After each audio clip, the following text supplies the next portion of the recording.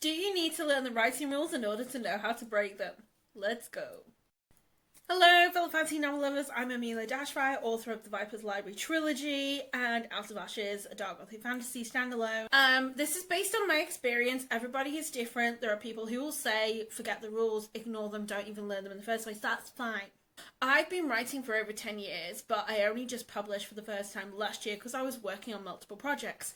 I have shared some of those projects with various fellow writers in my early days, and of course got a shock at how much I needed to work on them. And that's okay because, you know, you don't go into a book, write it, draft it, and it's perfect first time. That's not how it works. But yeah, I got a lot of people spouting a lot of rules at me. Oh, you shouldn't do this, and you shouldn't write like that, and you shouldn't. And I was like, right, why, when is it okay, and all these things that nobody actually explained. I worked it all out for myself, or I just googled other things in other sources and found out for myself, and I took those rules, I kind of think of them as considerations, because that's exactly what I do with them.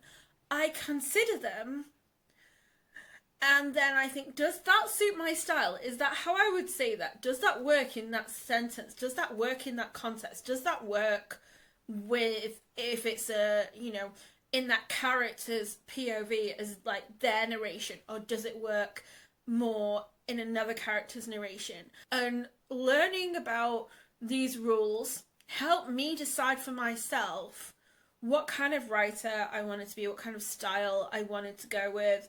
And some I admit I am a little bit rigid with some of the rules because I believe they work for me and my style. And other rules I'm just like, I don't care. The short answer to do you need to learn the rules to break the rules is yeah, but also no. It's completely up to you, but I think it's important to understand how you write and why you say certain things more often, why I'll use certain expressions or structures more often to help you with your own voice and your own style. I think the rules, writing rules, are all about helping you define your style or not a style.